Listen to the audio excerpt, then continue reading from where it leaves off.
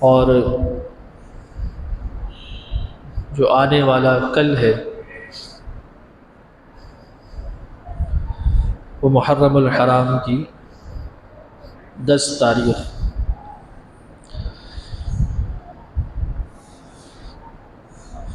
جس کو یوم عاشور یا یوم عاشورہ کہا جاتا ہے۔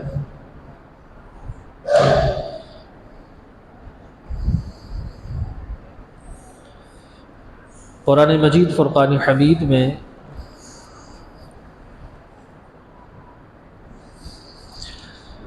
سال کے مہینوں کا ذکر فرماتے ہوئے اللہ رب العزت نے فرمایا کہ ان عدت الشہور عند اللہ 12 شہرا فی کتاب اللہ۔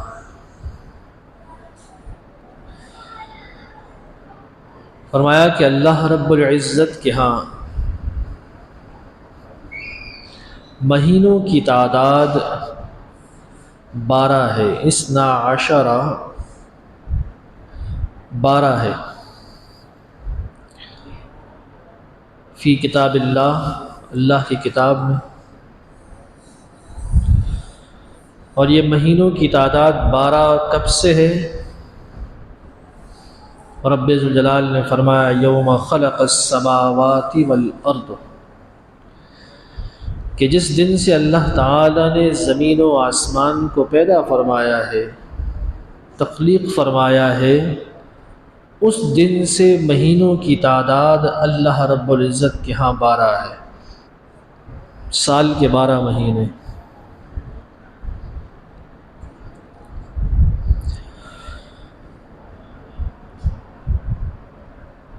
تعداد مہینوں کی 12 یہ زمین و آسمان کی تخلیق سے ہی 12 رہی ہے۔ باقی ان مہینوں کے نام ہر زمانے میں، ہر دور کے اندر مختلف رہے، ان مہینوں کی پہچان کے لیے، ان مہینوں کی علامات کی وجہ سے نام مختلف ہوتے رہے۔ اسلامی اعتبار سے جو یہ مہینوں کے نام ہے، محرم، صفر، ربیع الاول، ربیع الثانی، یہ جو 12 مہینے ہیں اسلامی، ان کے جو نام ہیں یہ نبی پاک صلی اللہ علیہ وسلم نے بیان فرمائے۔ یعنی یہ محرم، صفر، ربیع الاول، یہ مہینے تو زمین و آسمان کی، سورج اور چاند کی تخلیق سے ہی مہینے 12 ہیں، لیکن ان مہینوں کی جو نام ہیں یہ نبی کریم علیہ السلام نے ارشاد فرمائے۔ اور اس کے بعد پھر یہ کہ یہ مہینہ پہلا کون سا ہے، دوسرا کون سا ہے، تیسرا کون سا ہے، چوتھا کون سا ہے، جس طرح اسلامی اعتبار سے پہلا مہینہ محرم الحرام کا ہے سال، اور آخری مہینہ جو ہے وہ 12واں ذی الحجہ کا مہینہ ہے۔ یہ جو ترتیب ہے یہ حضرت سیدنا فاروق اعظم رضی اللہ تعالی عنہ کے دور خلافت میں اس ترتیب کو وضع کیا گیا، اس لیے کہ اسلامی کیلنڈر جو ہے، جو قمری کیلنڈر ہوتا ہے، اس کا باقاعدہ اجراء اور آغاز جو ہے وہ حضرت عمر فاروق رضی اللہ تعالی عنہ کے دور خلافت میں آپ نے فرمایا، ورنہ اس سے پہلے یہ پہلے، دوسرے، تیسرے مہینے کا کوئی اعتبار نہیں تھا۔ ہاں صرف مہینوں کے نام تھے، باقی یہ پہلا مہینہ، دوسرا مہینہ، تیسرا مہینہ، اس کی ترتیب، اور پھر یہ کہ یہ کون سا سال ہے، اس سب کی جو ترتیب ہے، اس تعداد کو حضرت سیدنا فاروق اعظم رضی اللہ تعالی عنہ نے ترتیب دیا۔ تو اس اعتبار سے یہ محرم الحرام جو اسلامی کیلنڈر قمری کیلنڈر کے حساب سے سال کا پہلا مہینہ ہے، اور یہ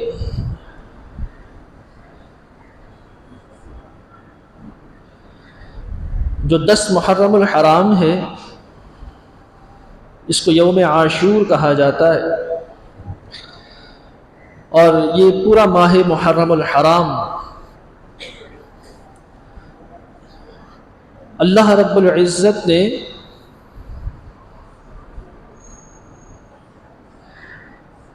ان مہینوں کی تعداد کا ذکر کرنے کے بعد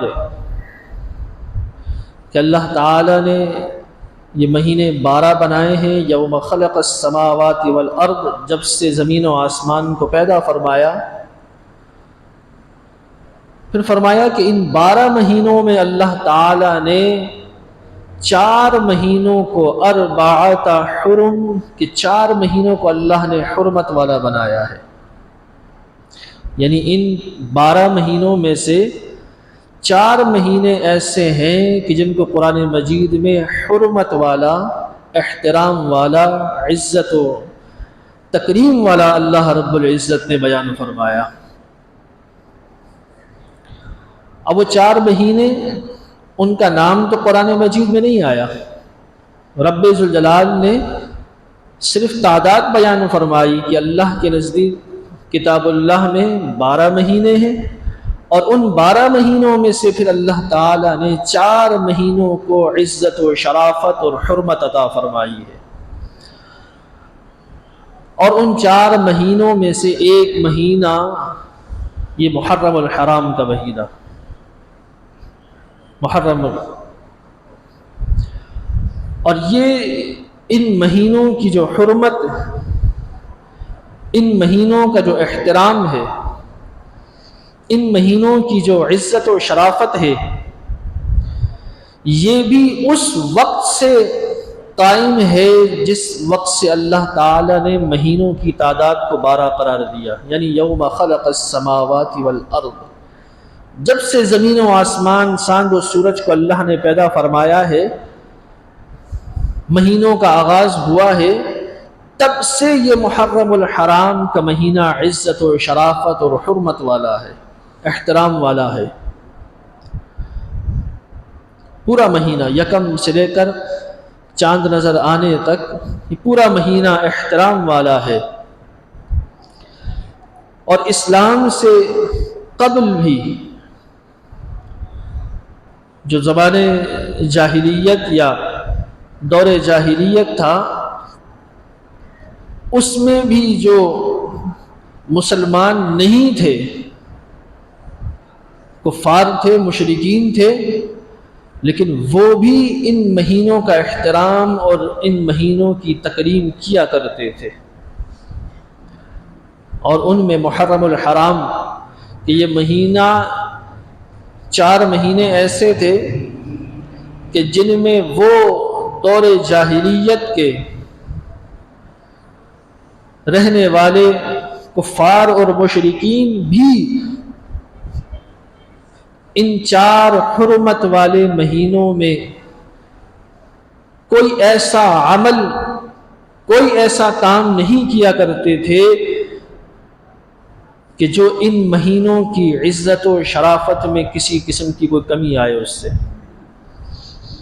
کسی سے جھگڑا نہیں کرتے، کسی سے جنگ نہیں کیا کرتے، کسی سے قتال نہیں کیا کرتے تھے، کسی سے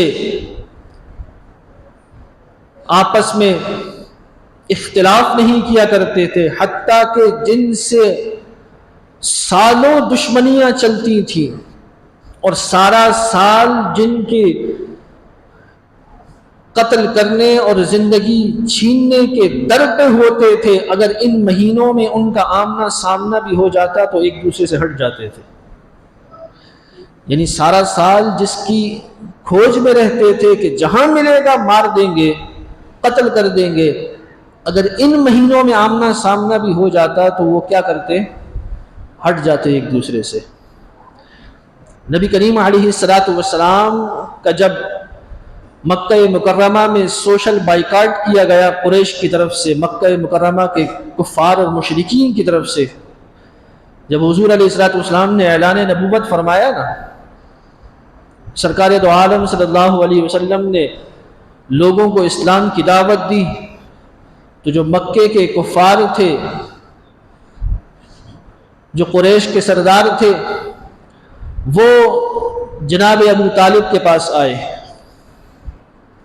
حضور علیہ الصلوۃ والسلام کے چچا، اور ان سے کہا کہ آپ ان کے سرپرست ہیں، آپ کا بھتیجا ہے، آپ ان کو سمجھاؤ کہ یہ ہمارے خداؤں کی، ہمارے معبودوں کی مذمت کو بند کرے، اور یہ جو اپنے جو ان کے مطابق جو یہ باطل دین کی جو تبلیغ کر رہا ہے، لوگوں کو دین، لوگوں کے تبدیل کر رہا ہے، اس کو بند کیا جائے، ختم کیا جائے۔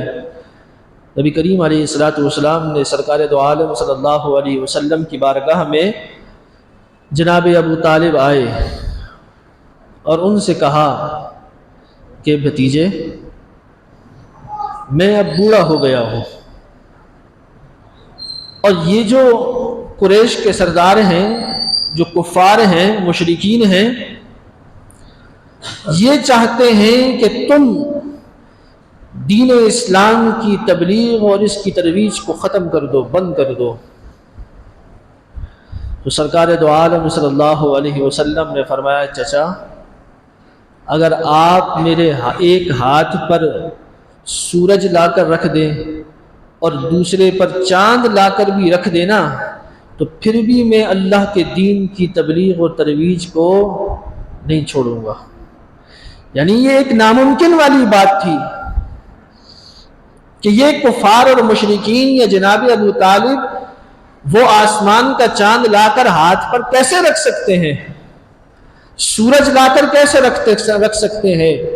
لیکن سرکار علیہ الصلوۃ والسلام نے فرمایا کہ اگر یہ ایسا بھی کر دیں تو پھر بھی میں اس کام سے پیچھے نہیں ہٹنے والا۔ جب سرکار دو عالم صلی اللہ علیہ وسلم نے جب ان کو یہ دو ٹوک فیصلہ سنایا، تو کفار اور مشرکین جو مکے کے تھے، انہوں نے سرکار دو عالم صلی اللہ علیہ وسلم اور آپ کے اہل خانہ اور جو لوگ آپ کے ساتھ مسلمان ہو چکے تھے، ان کا سوشل بائیکاٹ کر دیا۔ سوشل بائیکاٹ کیسے؟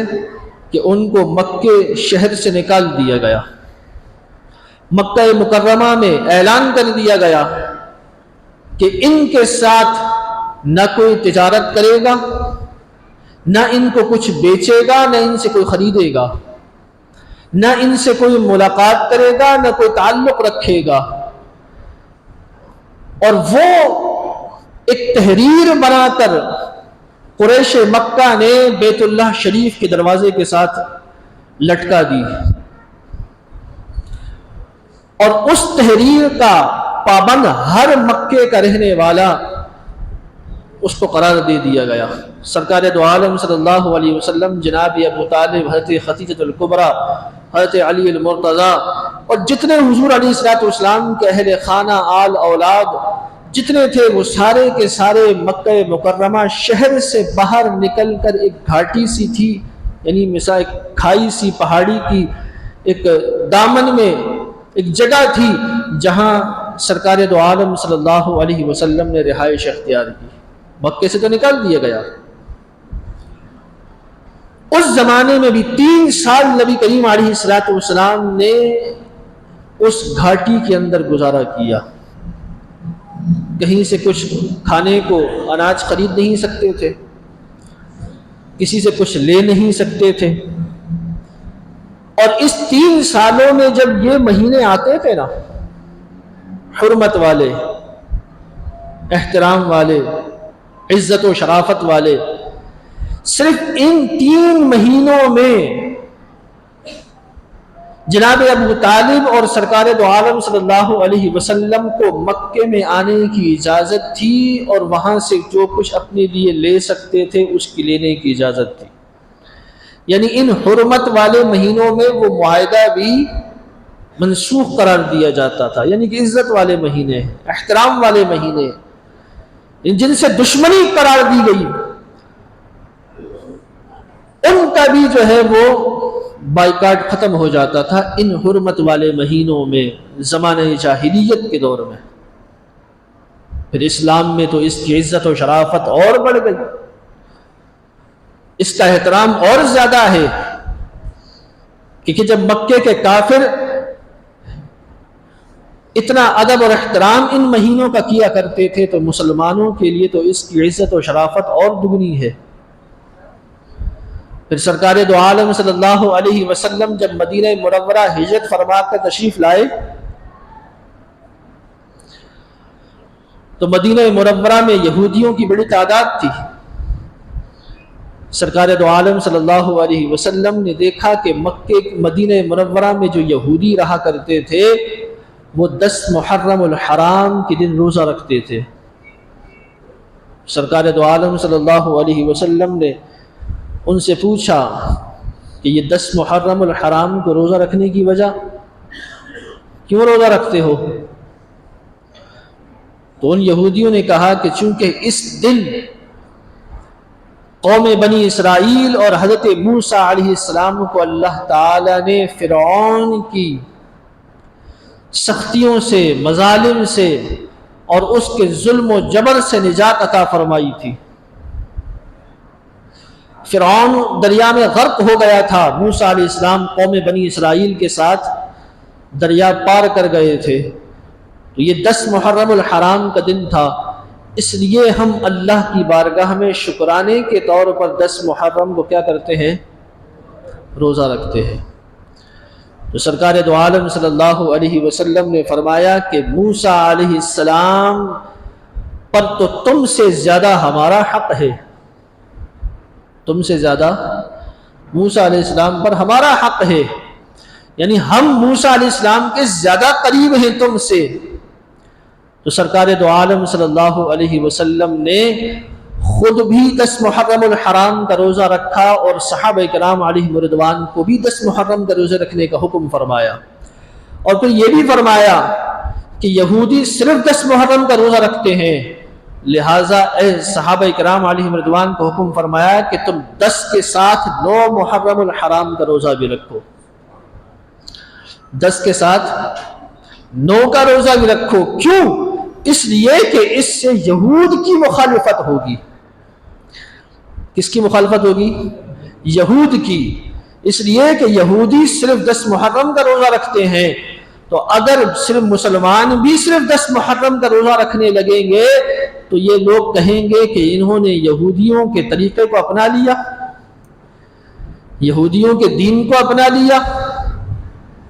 تو اس لیے سرکار دو عالم صلی اللہ علیہ وسلم نے فرمایا یہود کی مخالفت کرو اور 10 محرم کے ساتھ 9 محرم کا روزہ بھی رکھو۔ تو سرکار دو عالم صلی اللہ علیہ وسلم نے خود بھی روزہ رکھا اور صحابہ کرام علیہم رضوان کو بھی روزے کا حکم ارشاد فرمایا، اور جب حضور نے یہ روزے کا حکم دیا تو اب یہ روزہ مسلمانوں پر واجب ہو گیا تھا، واجب ہو گیا تھا۔ لیکن اگلے سال سن 2 ہجری کو جب اللہ رب العزت نے مسلمانوں پر رمضان کے روزوں کو فرض کیا، رمضان کے روزے جو 1 مہینے کے روزے ہیں، یہ سرکار دو عالم صلی اللہ علیہ وسلم کے ہجرت کے اگلے سال 2 سال دوسری سنہ 2 ہجری کے اندر مسلمانوں پر روزے کو رمضان کے روزے فرض کیے گئے، اور جب رمضان کے روزوں کو فرض کیا گیا تو پھر یوم عاشورہ کے روزوں کا وجوب اٹھا لیا گیا۔ اب وہ روزے واجب نہیں، اب وہ سنت ہیں مستحبہ، کہ جس کو استطاعت ہو، جو رکھ سکتا ہو رکھے، اجر و ثواب پائے گا، اور جو نہ رکھے تو اس پر کوئی عذاب بھی نہیں، اس پر کوئی جرم بھی نہیں، اس کے تقوی پرہیزگاری میں کوئی کمی بھی نہیں، اس کی عزت و شرافت میں کوئی کمی بھی نہیں۔ تو اس لیے یہ 10 محرم الحرام کا روزہ سنت مستحبہ ہے، کہ مستحب عمل ہے، کوئی کرے گا تو ثواب ہے، نہیں کرے تو کوئی گناہ بھی نہیں ہے۔ لیکن سرکار دو عالم صلی اللہ علیہ وسلم نے اس وقت اس یوم عاشور 10 محرم کے روزے کا حکم مسلمانوں کو ارشاد فرمایا، اور یہ بھی فرمایا کہ یہود کی مخالفت کرو، یہود کی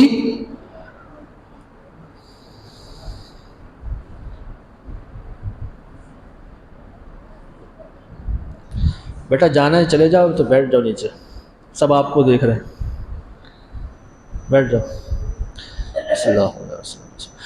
تو سرکار دو عالم صلی اللہ علیہ وسلم نے فرمایا کہ یہود کی مخالفت کرو، کہ وہ جو کام کر رہے ہیں ان کے مشابہ کام نہیں کرنا ہے، اور یہ صرف اس موقع پر نہیں، کئی مواقع پر سرکار دو عالم صلی اللہ علیہ وسلم نے، جس طرح حضور علیہ السلام نے فرمایا صحابہ کرام علیہ رضوان کو کہ بغیر ٹوپی کے عمامہ مت پہنو، بغیر ٹوپی کے عمامہ مت پہنو، اس لیے کہ یہ جو کفار اور مشرکین ہیں یہ بھی پگڑیاں باندھتے ہیں۔ اس زمانے میں جو کفار اور مشرکین تھے وہ بھی پگڑیاں باندھتے تھے لیکن ٹوپی نہیں پہنتے تھے۔ سرکار علیہ السلام نے فرمایا کفار اور مسلمانوں کے درمیان فرق ٹوپی کا ہے۔ حضور علیہ السلام خود بھی ٹوپی پہن کر اس پر عمامہ باندھتے تھے، اور صحابہ کرام علیہ رضوان کو بھی فرمایا کہ تم بھی عمامہ باندھو لیکن ٹوپی پر عمامہ باندھو، بغیر ٹوپی کے باندھنا یہ مشرکین کا طریقہ ہے، اس لیے ان کی مخالفت کرو، ان کی مخالفت کرو۔ تو یہ جو طور طریقے ہیں لباس کے اندر بھی، عرب میں جو بڑے رئیس لوگ تھے، جو سردار تھے مکے کے، بڑے بڑے خاندانوں کے جو لوگ تھے، ان کے لباس کی بھی سرکار دو عالم صلی اللہ علیہ وسلم نے مخالفت فرمائی۔ ان کے اندر یہ طریقہ کار تھا کہ وہ اپنا جو لباس بناتے تھے یا پہنتے تھے وہ لمبے لمبے لباس پہنتے تھے، ایسے لباس کہ ان کے تیمن اور ان کی جو قمیضیں ہوتی تھیں وہ زمین سے گھسٹ کر جایا کرتی تھی۔ سرکار دو عالم صلی اللہ علیہ وسلم نے فرمایا کہ جس نے اپنا تہمن یا لباس زمین پر گھسیٹ کر جو چلا، فرمایا کہ وہ جنت کی خوشبو بھی نہیں سونگے گا۔ حضرت عثمان غنی رضی اللہ تعالی عنہ جب سرکار دو عالم صلی اللہ علیہ وسلم نے مکے کے کافروں سے معاہدے کے لیے جب بھیجا حضور حضرت عثمان غنی کو مدینے سے، تو حضرت عثمان غنی رضی اللہ تعالی عنہ چونکہ بڑے خاندان سے، مالدار خاندان سے تعلق رکھتے تھے، اور جب حضرت عثمان غنی مکے پہنچے تو آپ کا تہمد لباس جو ہے وہ ٹخنوں سے اوپر تھا۔ تو آپ کے جو چچا زاد بھائی تھے یا رشتہ دار تھے، انہوں نے حضرت عثمان غنی سے کہا اے عثمان کیوں ہماری ناک کٹواتے ہو، کیوں ہماری ناک کٹواتے ہو؟ لوگ کیا کہیں گے کہ عثمان کے پاس اب یہ حال ہو گئے کہ پہننے کے لیے لباس بھی پورا نہیں ہے۔ ان کے ہاں نزدیک تو لمبا لباس پہننا بڑی عزت و شرافت اور بڑے خاندان اور وجاہت کی علامت تھی۔ تو کہا عثمان ہماری کیوں ناک کٹواتے ہو مکے میں، لباس تو پورا پہنو۔ حضرت عثمان غنی نے فرمایا کہ عثمان گردن کٹا سکتا ہے، سرکار علیہ السلام کی سنت کو نہیں چھوڑ سکتا، اس لیے کہ یہ لباس تکبر کے ساتھ اور اتنا لمبا لباس پہننا یہ حضور علیہ السلام نے منع فرمایا ہے۔ حضور خود بھی لباس ایسا پہنتے تھے کہ آپ کا لباس ٹخنوں سے اوپر ہوتا تھا، اوپر ہوتا تھا۔ آج بعض لوگ عجیب معاملہ ہے کہ وہ نماز کے لیے آتے ہیں تو اپنی شلواریں اور پتلونیں ٹخنوں سے اوپر تک پہنچا دیتے ہیں، لیکن جب مسجد سے باہر جاتے ہیں تو پھر ان کی شلواریں وہیں پہنچ جاتی ہیں۔ یہ کون سی سنت ہے؟ یہ کون سا تقوی پرہیزگاری ہے کہ مسجد کے اندر حال کچھ اور ہے، باہر حال کچھ اور ہے؟ بھائی سنت اپنانی ہے تو پھر بازار میں بھی وہی اپناؤ، پھر دفتر میں بھی وہی اپناؤ، کسی تقریب میں جاؤ تو وہاں بھی وہی اپناؤ، اور مسجد میں آؤ تو پھر وہی اپناؤ۔ یہ کون سا طریقہ ہے کہ مسجد میں آؤ تو شلواریں گھٹنوں تک چڑھا دو اور مسجد سے باہر جاؤ تو پھر وہی اپنا طریقہ کار؟ سرکار علیہ السلام کا لباس تو ہمیشہ ٹخنوں سے اوپر ہی رہا ہے، صحابہ کرام علیہم رضوان کا لباس ہمیشہ ٹخنوں سے اوپر ہی رہا ہے. سنت یہی ہے، سنت یہی ہے. حضرت ابو بکر صدیق رضی اللہ تعالی عنہ نے عرض کی یا رسول اللہ کہ میرا لباس تو ہمیشہ لمبا ہوتا ہے اور میں کوشش کرتا ہوں لیکن اس کے باوجود بھی لباس تہمت میرا ڈھلک جاتا ہے. تو سرکار علیہ الصلوۃ والسلام نے فرمایا اے ابو بکر تمہارے اندر تکبر نہیں ہے. یعنی جو شخص تکبر کی وجہ سے، جو شخص فخر و غرور کی وجہ سے اگر لباس ٹخنوں سے نیچے لٹکائے گا تو ایسا شخص جو ہے وہ گنہگار ہے، ایسا شخص گنہگار ہے. اور جو تکبر کی وجہ سے نہیں، ویسے ہی اس کا لباس ہوتا ہی لمبا ہے یا لباس ہی لمبا ہے تو پھر اس میں حرج نہیں ہے. سرکار دو عالم صلی اللہ علیہ وسلم نے فرمایا یہود کی مخالفت کرو، اس لیے کہ یہ ان کا شعار ہے، انہوں نے اپنا شعار بنا لیا ہے، علامت بنا لی ہے، اسی لیے کہا جاتا ہے. اب یہ اس کے ضمن میں مسئلہ چل آگے نکل آیا، اس لیے بیان کرتا ہوں کہ یہ کہا جاتا ہے نا کہ محرم الحرام میں کالا لباس مت پہنو. محرم الحرام میں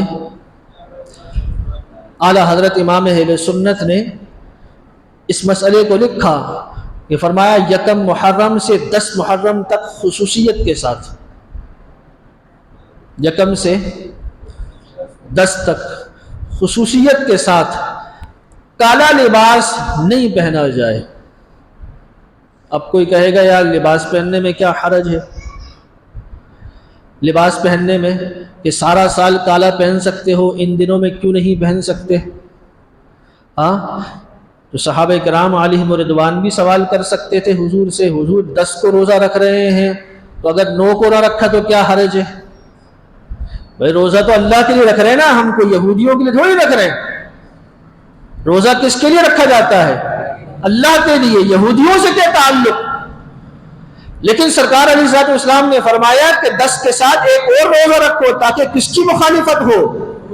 یہود کی مخالفت ہو. مسلمانوں کے درمیان اور ان کے درمیان تفریق پیدا ہو کہ مسلمانوں کا یہ طریقہ نہیں ہے، یہ انداز نہیں ہے. اب چونکہ 10 محرم صرف 10 محرم کا روزہ یہود کا شعار تھا اس زمانے میں، اگر مسلمان بھی اسی طریقے کو اپناتے تو لوگوں کی نظر میں یہود اور مسلمانوں میں کیا ہو جاتا؟ اتفاق ہو جاتا. آج کے زمانے میں یکم سے لے کر 10 تک خصوصیت کے ساتھ کالا لباس کس کا شعار ہے؟ آپ سے پوچھتا ہوں. تو پھر اہل سنت کا اس سے کیا تعلق ہے؟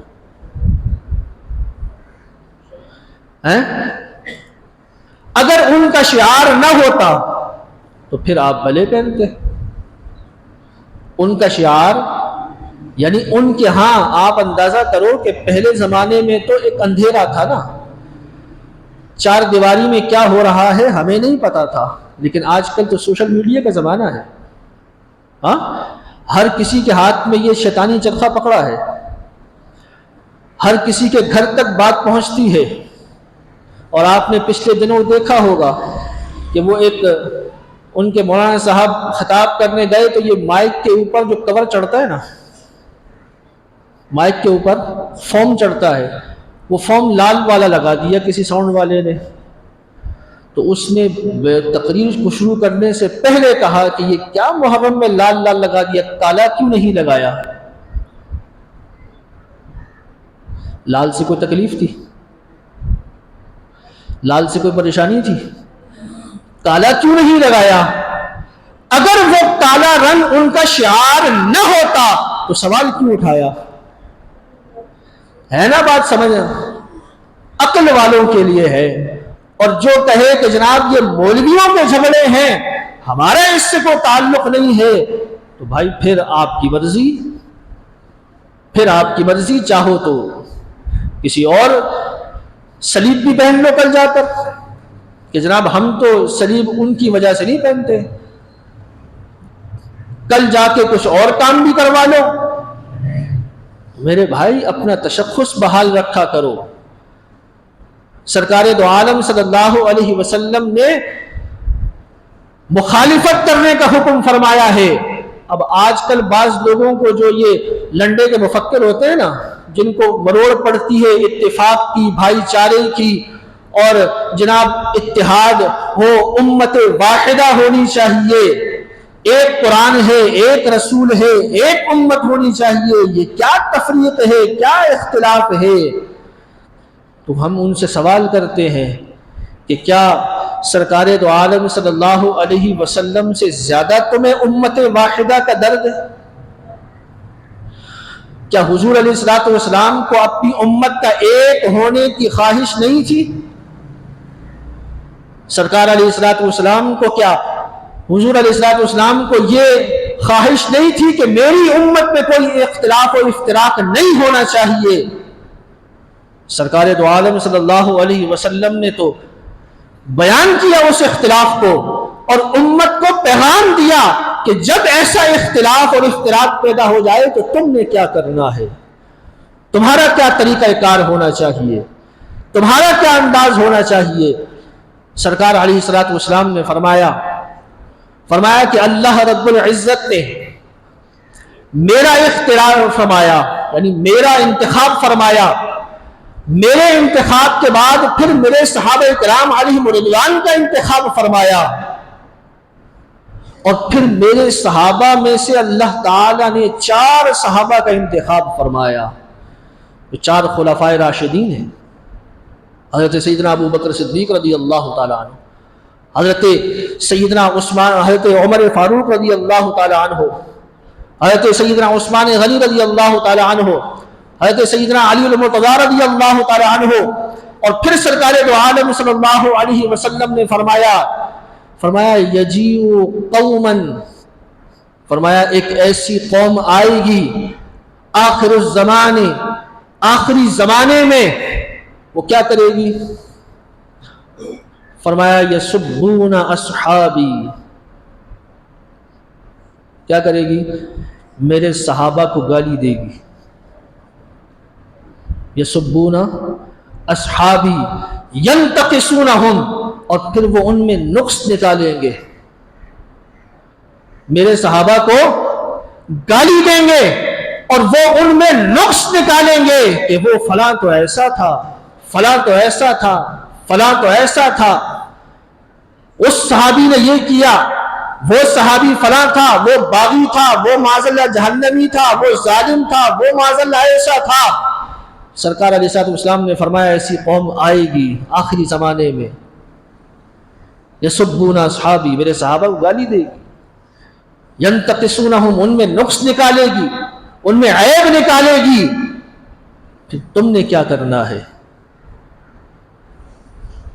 مسلمانوں نے کیا کرنا ہے؟ سرکار علیہ الصلوۃ والسلام نے فرمایا وَلَا تُوَاقِلُوهُمْ، جب تمہارے درمیان ایسے لوگ ہوں تو وَلَا تُوَاقِلُوهُمْ، ان کے ساتھ بیٹھ کر کھانا نہیں کھانا ہے۔ کیا؟ وَلَا تُوَاقِلُوهُمْ، ان کے ساتھ بیٹھ کر، حدیث میں آپ کو سنا رہا ہوں، چاہو تو جا کر کسی مولوی سے ترجمہ کروا لو۔ تُوَاقِلُوهُمْ کا کیا معنی ہے؟ یہ امر ہے، کھانا مت کھانا ان کے ساتھ، وَلَا تُشَارِبُوهُمْ، نہ ان کے ساتھ بیٹھ کر کچھ پینا، چاہے وہ پانی ہو، چائے ہو، شربت ہو یا کچھ بھی ہو، وَلَا تُشَارِبُوهُمْ، نہ ان کے ساتھ کھانا ہے نہ ان کے ساتھ پینا ہے۔ وَلَا تُنَاكِحُوهُمْ، نہ ان کے ساتھ نکاح کرنا ہے۔ وَلَا تُسَلِّمُوا عَلَيْهِمْ، نہ ان کو سلام کرنا ہے نہ ان کو سلام کا جواب دینا ہے۔ وَلَا تُصَلُّوا عَلَيْهِمْ، مر جائیں تو ان کا جنازہ بھی نہیں پڑھنا ہے۔ وَلَا تُصَلُّوا عَلَيْهِمْ، ان پر نماز نہیں پڑھنی ہے۔ وَلَا تُصَلُّوا مَعَهُمْ، نہ ان کے ساتھ نماز پڑھنی ہے۔ یہ کس نے کہا؟ بریلی کے اعلیٰ حضرت نے؟ یہ کس نے کہا؟ یہ سرکار دو عالم صلی اللہ علیہ وسلم کا فرمان ہے۔ حضور نے فرمایا کہ قرب قیامت آخری زمانے میں ایسی قوم آئے گی جو میرے صحابہ کو گالی دے گی، ان میں نقص نکالے گی، لیکن جب ایسی قوم کو تم پاؤ تو پھر تمہارا کیا طریقہ ہونا چاہیے؟ ان سے دوستیاں لگاؤ، ان کے ساتھ رشتہ داریاں نبھاؤ، ان کے ساتھ تعلقات قائم کرو۔ عجب انداز ہے، عجب انداز۔ لوگ آ کے سوال کرتے ہیں کہ جناب اگر کسی ان کے ہاں سے کوئی کھانا آ جائے یا ان کے ہاں کوئی دعوت آ جائے، ہم اگر چلے جائیں تو کیا حرج ہے؟ کیا حرج ہے؟ یہ لوگوں کی غیرت کا انداز ہے کہ آپ کے باپ کو اگر کوئی گالی دے تو خاندانوں تک وہ ناراضگیاں چلتی ہیں۔ چلتی ہیں یا نہیں چلتی؟ اس کی شکل دیکھنا ہی پسند نہیں کرتے۔ اس وقت یہ خیال کیوں نہیں آتا کہ یار یہ کیا سوچے گا؟ کوئی تمہیں باپ دادا کو، تمہارے گھر والوں کو گالی دے اور ان کو جو ہے وہ برا بھلا کہے تو اس وقت انسان کو یاد نہیں آتا کہ معاشرہ کیا کہے گا یا وہ خود کیا سوچے گا۔ اگلا صحابی کو گالی دے رہا ہے، ان کو ظالم کہہ رہا ہے معاذ اللہ، ان کو جہنمی اور باغی اور فاسق کہہ رہا ہے کہ جن کے بارے میں رب نے فرمایا ہے وَكُلًّا وَعَدَ اللَّهُ الْحُسْنَى، کہ اللہ نے ہر ایک صحابی سے جنت کا وعدہ فرمایا ہے، ہر ایک صحابی سے۔ اور وہ ان صحابہ کے لیے جو ہے وہ نماز میں، آپ نے کبھی دیکھا ان کو نماز پڑھتے ہوئے؟ یہ نماز میں ہاتھ اٹھاتے ہیں، آپ کے لیے دعا کرتے ہیں کیا؟ آپ کی بلندی درجات کے لیے دعا کرتے ہیں کیا؟ یہ ہر نماز میں ہاتھ اٹھا کر حضرت ابو سفیان اور حضرت امیر معاویہ رضی اللہ عنہ کو سب و شتم کرتے ہیں، گالی دیتے ہیں ان کو معاذ اللہ۔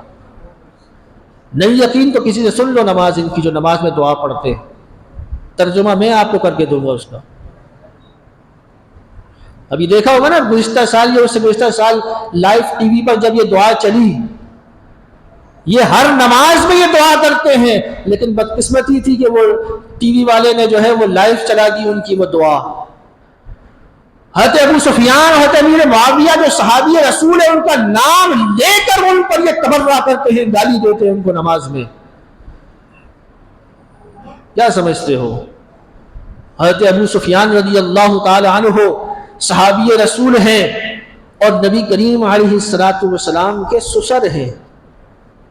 حضرت ابو سفیان کی صاحبزادی حضرت ام حبیبہ سرکار علیہ الصلوۃ والسلام کے حرم میں نکاح میں ہیں، ام المومنین ہیں، تو یہ حضور علیہ الصلوۃ والسلام سسر ہیں۔ اور سرکار علیہ الصلوۃ والسلام نے فرمایا، اللہ تعالی سے دعا فرمائی کہ اے اللہ، میں جس گھر سے بیٹی لوں ان کو بھی جنت عطا فرما، جس گھر بیٹی دوں ان کو بھی جنت عطا فرما۔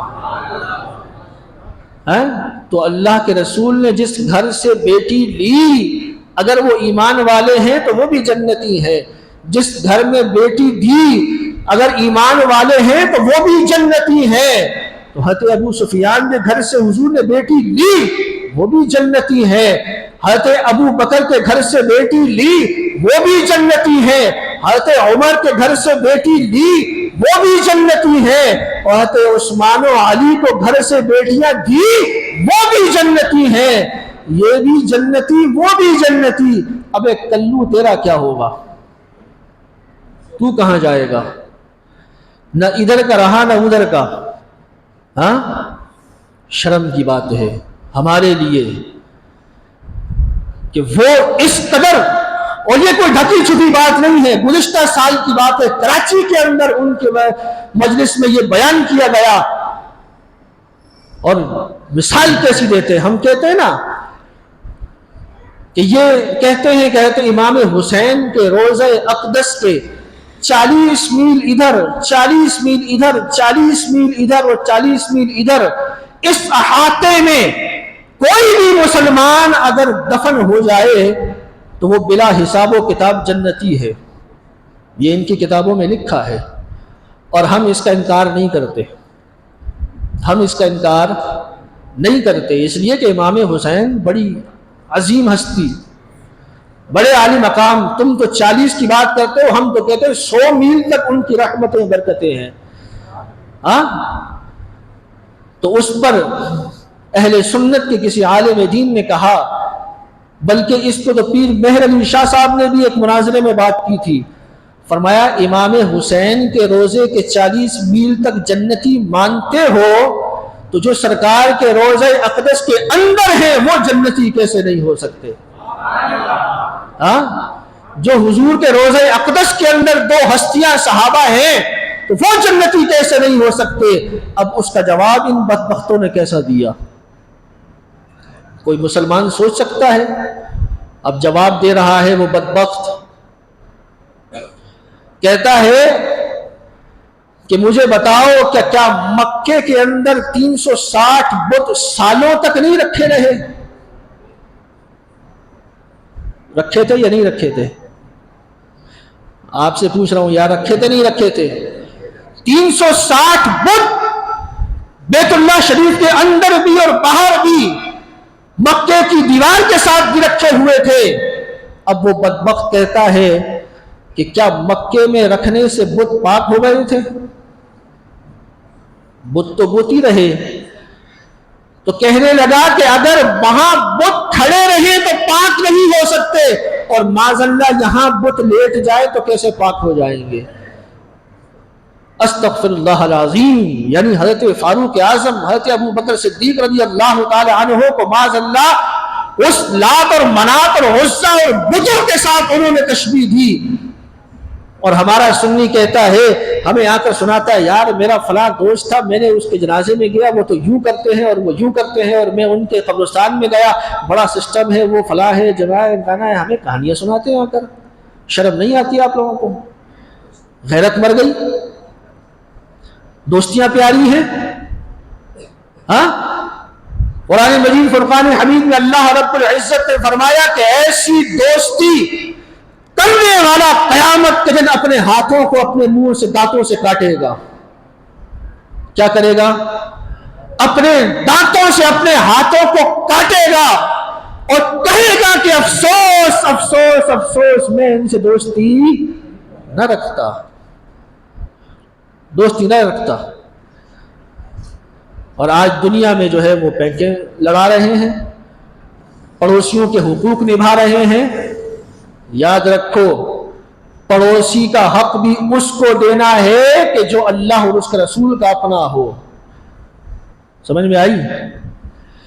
جو اللہ اور اس کے رسول کو تکلیف پہنچانے والا ہو، اہل بیت کا گستاخ ہو، صحابہ کا گستاخ ہو، تو ایسے ایسے پڑوسیوں والے حقوق بھی ہمیں روا نہیں ہے، ہمیں نہیں ہے، اس لیے کہ سرکار نے ان کا سوشل بائیکاٹ کا حکم دیا ہے۔ نہ ان کے ساتھ کھانا کھانا ہے، نہ ان کے ساتھ بیٹھ کر پینا ہے، نہ ان کے جنازوں میں جانا ہے، نہ ان سے نکاح کرنا ہے، نہ ان کو بیٹی دینی ہے، نہ ان سے لینی ہے، نہ ان کو سلام کرنا ہے، نہ ان کو جواب دینا ہے۔ بعض لوگ سمجھتے کہتے ہیں کہ جناب وہ برا مان جائے گا، تو مانے نہ برا بھائی، برا مانے۔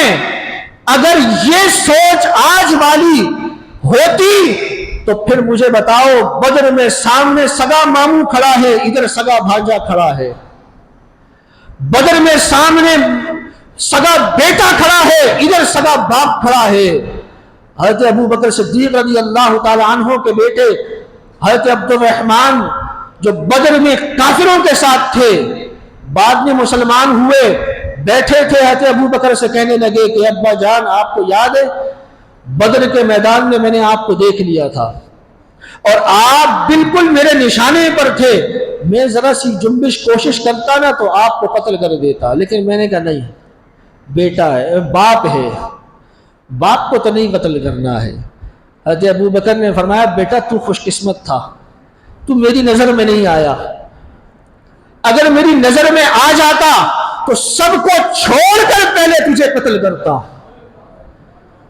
سب کو چھوڑتا، تیری کاٹ میں لگتا، تجھے پہلے قتل کرتا کہ ابو بکر کا خون ہو کر رسول اللہ کے دشمنوں کے ساتھ، یہ ابو بکر کو برداشت نہیں ہے، یہ ابو بکر کو برداشت نہیں۔ تو آپ نے کیسے برداشت کر دیا؟ آپ کو کیسا یہ کڑوا گھونٹ پینا نصیب ہو گیا؟ اس لیے کہ شاید آپ کے دل میں وہ اہمیت نہ ہو کہ یار صحابی کو بولا ہے نا، میرا کون سا کوئی رشتہ دار ہے، اس کا تو یہی مطلب ہے نا یار، باپ کے لیے تو گریبان پکڑنے کے لیے تیار ہو جاتے ہو، باپ تو دور کی بات ہے، بچوں کی کہیں محلے میں لڑائی ہو جائے تو دیکھو نا کیسی ماں بہن ہوتی ہے یا نہیں ہوتی؟ اور بولو نا یار، ہوتی ہے نا؟ کسی بچے کو ہاتھ لگا کر دیکھو تو صحیح پورا خاندان تمہارے دروازے پر ہوگا، اور صحابی رسول کی کوئی عزت نہیں ہے، کوئی وقار نہیں ہے، اہل بیت اطہار کا کوئی عزت نہیں، کوئی وقار نہیں ہے۔ تو لہٰذا یہ بات مت سوچا کرو، یا یہ جو ٹکے ٹکے پر بکنے والے جو اسلام کے درد رکھنے والے نام نہاد ہے نا کہ جناب ایک امت واحد ہونی چاہیے، بالکل امت واحد ہو جائے گی، انسان کے بچے بن جاؤ، انسان کے بچے بن جاؤ نا۔ سارے صحابہ عزت و احترام کے قائل ہیں، اہل بیت اطہار کے سارے نفوس قدسیہ عزت و احترام کے ہم قائل ہیں، قائل ہو جاؤ، ہم بالکل تمہاری عزت و احترام کرنے کے لیے تیار ہے، لیکن تم ابو بکر و عمر کی عزت نہیں کرتے تو باقی پھر تمہارے سے کیا امید رہی ہے کہ جن کی عزتیں ساری امت کی عزتیں ابو بکر کی عزتوں کے قربان ہے۔ سرکار دو عالم صلی اللہ علیہ وسلم نے فرمایا کہ اگر ایک پلڑے پر ترازو کے ابو بکر کا ایمان رکھا جائے، دوسرے پلڑے پر میری ساری امت کا ایمان رکھا جائے، فرمایا ابو بکر کا ایمان اس پلڑے پر بھاری ہوگا، بھاری ہوگا۔ کس خوش فہمی میں پڑے ہو؟ ہاں، سرکار دو عالم صلی اللہ علیہ وسلم کے پاس ایک جنازہ لایا گیا، حضور سے فرمایا حضور جنازہ پڑھانا ہے، سرکار علیہ السلام نے منع فرما دیا، میں اس کا جنازہ نہیں پڑھاؤں گا۔ اور اس کی یا رسول اللہ وجہ؟ فرمایا یہ میرے عثمان سے بغض رکھتا ہے، یہ میرے عثمان سے بغض رکھتا ہے، تو جس عثمان سے جو شخص بغض رکھے حضور اس کا جنازہ نہ پڑھاتے ہو، اور آپ اس سے بغلگیر ہو رہے ہیں، آپ اس سے بغلگیر ہو رہے ہیں۔ پھر بعض کہتے ہیں کہ جناب ہم تو مذاقن کر رہے تھے، مذاقن تمہارے لیے یہ مذاق ہے؟ صحابہ کی عزت و عظمت تمہارے لیے مذاق ہے؟ میرا بس چلے تو میں تو ایسے شخص کو منہ پر کہوں کہ تجھ پر لعنت ہے کہ تو ایسے صحابہ کے گستاخ کے ساتھ بیٹھتا ہے۔ کیا تماشا ہے؟ مسلمانوں نے اپنی تشخص ختم کر دیا، جو بھی گدے گھوڑے کی طرح ہانکے گا اس کے پیچھے چل پڑو گے۔ ہاں، مسلمان ہو، مسلمان بن کے رہو۔ رسول اللہ صلی اللہ علیہ وسلم، سرکار دو عالم صلی اللہ علیہ وسلم نے فرمایا کسی سے اگر محبت کرو تو اس کی محبت کا مدار بھی، اس کی وجہ بھی میں ہونا چاہیے، اور اگر کسی سے مخالفت دشمنی رکھو تو اس کی وجہ بھی میں ہونا چاہیے۔ یعنی کسی سے دوستی محبت کرو تو اللہ اور اس کے رسول کے لیے کرو، کسی سے دشمنی کرو تو اللہ اور اس کے رسول کے لیے کرو۔ اپنا کوئی گستاخ ہو نا تمہارا، اس کو ایک سیکنڈ نہیں لگانا، معاف کر دینا، اللہ تعالیٰ تمہیں اجر عطا فرمائے گا۔ کوئی تمہیں گالی دے نا، تمہیں بھرا بھرا کہے، تمہارے باپ کو کہے تو فوراً اس کو معاف کر دینا۔ اللہ کے رسول نے فرمایا کوئی مسلمان کسی مسلمان کو معاف کر دے گا اور وہ یہ سمجھتا ہے کہ اس معاف کرنے میں میری عزت گھٹ جائے گی، فرمایا جتنی عزت گھٹے گی قیامت کے دن مجھ سے لے لے۔ لیکن یہ کس کو؟ کسی مسلمان کو معاف کرنا ہو۔ آپ کے ساتھ کسی نے زیادتی کری ہے، آپ اس کو معاف کرو، اجر ملے گا۔ آپ کو کسی نے برا بھلا کہا ہے، اس کو معاف کر دو، آپ کو اجر ملے گا۔ آپ کے باپ کو کسی نے برا کہا ہے، اس کو معاف کر دو، آپ کو اجر ملے گا۔ لیکن اللہ کے رسول کو اگر کسی نے کچھ کہا تو اس کی گردن دبا دینا، اس پر آپ کو اجر ملے گا۔ اس کے ساتھ بیکیں لڑائیں گے تو اس کے ساتھ ہی چل پڑیں گے پھر، اس لیے کہ سرکار علیہ الصلوۃ والسلام نے فرمایا انسان کا دین وہی ہے جو اس کے دوست کا دین ہے۔ انسان کا دین کون ہے؟ جو اس کے دوست کا دین ہے۔ آج دیکھو نا اہل سنت کی نوجوان نسل، یہ جتنے کہ جناب کیا ہے، وہ دوستی یاری میں جو ہے وہ کالا کپڑا ہی پہنا ہوا ہے، तलाबे भी बांधे हुए हैं, कड़े भी पहने हुए हैं, दोस्तों के साथ जा रहे हैं मातम देखने के लिए। हालांकि तुम्हारा न बाप दादा शिया, न तुम्हारा खानदान कोई, और तुम चल बड़े दोस्ती में। ऐसा है या नहीं है? मैं खुद पर्सनली तौर पर बहुत से को जानता हूं कि जो खानदान के खानदान सही है, लेकिन वो दोस्तों के साथ सिर्फ इस तरह चल पड़ा है। क्या तमाशा है। अहले सुन्नत व जमात अपने तशख़्ख़ुस को पहचानो। ये अहले सुन्नत का कोई इससे ताल्लुक़ नहीं है। ये जितनी ताज़ियादारी होती है, ये जितने आलम चढ़ाए जाते हैं, ये सारे क्या अहले सुन्नत की औरतें जा रही हैं, अहले सुन्नत व जमात के लोग जा रहे हैं। ये वो तो मेरे ख्याल से 10% भी नहीं होते होंगे। ये तो सारे तमाशे मुसलमानों के बच्चे कर रहे हैं। मेरे ख्याल से बनाने वाले भी यही होंगे, अहले सुन्नत के लोग होंगे। लेकिन कौन समझाए, कौन अकल पहनाए? आला हजरत इमाम अहले सुन्नत से पूछा कि हुजूर ये ताज़ियादारी के बारे में आपका क्या राय है? तो फरमाया कि अगर कोई शख्स इमाम हुसैन के रोज़े अक़दस की हूबहू शबीह बनाकर, जैसा हुजूर इमाम हुसैन का रोज़े अक़दस है, ऐसी हूबहू शबीह बनाकर अगर अपने घर में तबर्रुक के तौर पर रखता है, तो इस पे कोई कलाम नहीं है, ये जायज़ है। जिस तरह लोग मक्का मुकर्रमा का टुकड़ा रखते हैं घर में, बैतुल्लाह शरीफ का रखते हैं, रोज़े रसूल का रखते हैं, गुंबद खजरा का रखते हैं, शबी रखते हैं, तो कोई अगर इमाम हुसैन के रोज़े की हूबहू शबी रखे, या हज़रत अली मुर्तज़ा रज़ी अल्लाह तआला अन्हु के रोज़े की हूबहू शबी रखे, तो फरमाया इससे तबर्रुकन रखना, इससे कोई कलाम नहीं है। लेकिन मुझे बताओ कि जितने बनाए जाते हैं, इनमें से कोई एक आपने इमाम हुसैन के रोज़े की शबी देखी है? पता नहीं कौन कौन से पिलर बना के ले जाते हैं, फिर उसके ऊपर ढोल, उसके ऊपर बैंड, उसके ऊपर बाजे। एक तरफ कि जनाब ये सोग है, तो सोग का ढोल के साथ होता है। ये सब कुछ खुराफात है। अहले इमाम आजम इमाम हुसैन के रोज़े अक़दस से इसका कोई लेना देना नहीं है तो मुझे बताओ, कोई शबी नजर आती है इमाम हुसैन के रोज़े की? मुझे तो आज तक कहीं भी कोई नजर नहीं आई। रंग बिरंगी झंडियां और उसके ऊपर कुमकुमे और ये सब चीजें, इनका नाम ताज़ियादारी रख दी, और लोग उस पर खड़े होकर फातिहा पढ़ रहे होते हैं, दुआएं मांग रहे होते हैं, और वो मन्नतें मांग रहे होते हैं। ये क्या तरीक़ाकार है? आला हज़रत इमाम अहले सुन्नत ने फरमाया कि किसी ऐसे मज़ार पर कि जिसके अंदर साहिब मज़ार ही ना हो, उस पर जाना ही जायज़ नहीं है। आजकल 2 नंबर मज़ार ही बहुत बन रहे हैं। 2 नंबर मज़ार, जिसको किसी जगह पर कब्जा करना होता है, वहां 4 झंडे लगा देता है। क्या है कि जनाब मुझे बशारत हुई है यहाँ किसी बुजुर्ग का मज़ार है, अब किसने खोद के देखना है? ये तमाशे हो रहे हैं। अभी ये 2-3 महीने पहले सियालकोट के अंदर एक बाकायदा पूरा मज़ार बना हुआ, उस पर मोहल्ले वालों ने कहा कि भाई ये जिस खातून ने बनाया है और इस पर मुजाबिर जो खातून है, इसने धोखा दिया है, किसी बिल्ले को दफनाकर उस पर मज़ार बना दिया है। जब गवर्नमेंट ने, कमिश्नर ने जब उसको तोड़वाया, तो अंदर से वाकई बिल्ले की लाश निकली। बताओ, मज़ारात के नाम पर तमाशे हो रहे हैं या नहीं हो रहे? हाँ, ये अजब तमाशा है। जिसके पास कोई काम नहीं होता, 4 झंडे के लगा के, मुझे ख्वाब में आया था कि यहाँ किसी बुजुर्ग का मज़ार है, और बस वहाँ चालू हो गया मामला। ये ज़ईफ़ुल एहतिक़ादी है हमारी मुसलमानों की। कोई यहूदी ईसाई काफिर इसके ऊपर आकर नहीं कहेगा, वो सारे मुसलमान ही जाते हैं उसके ऊपर।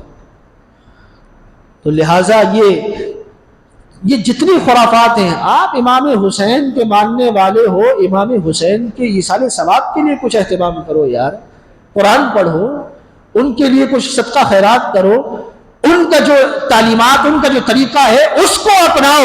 ये क्या तमाशे निकाल कर बैठ गए, रस्म व रिवाज बना लिए हैं। और हमारे यहाँ भी ये रस्म चल पड़ी है, सारी की सारी रस्में चल पड़ी हैं। मैंने पहले भी ये कहा था कि सरकार दो आलम सल्लल्लाहु अलैहि वसल्लम की अहले बैत हैं, इनके लिए बहुत बाज लोग जो लंगर करते हैं ना, उसका भी अजब अंदाज होता है, अजब अंदाज। यानी लोग पता नहीं लंगर को क्या समझते हैं। بعض دفعہ مجھے بھی یہ کہا جاتا ہے کہ یار لنگر ہی تو ہے چلنے دو، لنگر ہی ہے تو چلنے دو۔ میرے بھائی لنگر کس کے لیے کر رہے ہو؟ کس کے لیے کر رہے ہو؟ اللہ کے لیے کر رہے ہو نا۔ ثواب کس کے لیے ہے؟ امام حسین کے لیے ہے، یا کسی بزرگ کے لیے ہے، یا حضور کے لیے ہے، یا کسی صحابی کے لیے ہے؟ تو کیا ایسی گھٹیا چیز جو ہے وہ چلتی پھرتی چالو چیز جو ہے وہ اللہ کے لیے ہے؟ ہاں، اپنے گھر شادی بیاہ ہو، عقیقہ ہو، اپنے بچوں کا معاملہ ہو تو اس کے لیے جو ہے وہ باقاعدہ اہتمام ہوتا ہے یا نہیں ہوتا؟ وہ کرتے ہو یا نہیں کرتے؟ آج تک کسی نے اپنے بچے کا ولیمہ جو ہے وہ دریا ڈال کر کیا ہے؟ کیوں؟ ہمارے مہمان بے عزت ہو جائیں گے، ہوتا ہے یا نہیں ہوتا؟ ہمارے مہمانوں کی عزت خراب ہو جائے گی۔ تمہارے مہمانوں کی عزت ہے، اللہ کے مہمانوں کی عزت نہیں، اللہ کے مہمانوں کی عزت نہیں۔ اللہ رب العزت نے قرآن مجید سورہ بقرہ میں ارشاد فرمایا، یا ایھا الذین آمنوا انفقوا، اے ایمان والو خرچ کرو اللہ کی راہ میں، من طیبات، کس چیز سے؟ اچھی چیزوں سے۔ گھٹیا چیز اللہ کی بارگاہ میں نہیں دینی ہے۔ یہ نہیں کہ گھر میں کوئی اس کو استعمال نہ کرے اور وہ لنگر کے طور پر چلا دیا جائے، یا پھر لنگر کا اہتمام کرو تو اپنے لیے جو ہے وہ اعلیٰ قسم کی چیز اور لوگوں کو جو کھلاؤ وہ 2 نمبر معاملہ چلا دو۔ تو اللہ تعالی نے فرمایا اللہ کی راہ میں خرچ کرو، من طیبات، اچھی چیزوں سے، ما کسبتم، جس کو تم جو ہے وہ اچھی پاک طریقے سے جس سے تم نے کمایا ہو،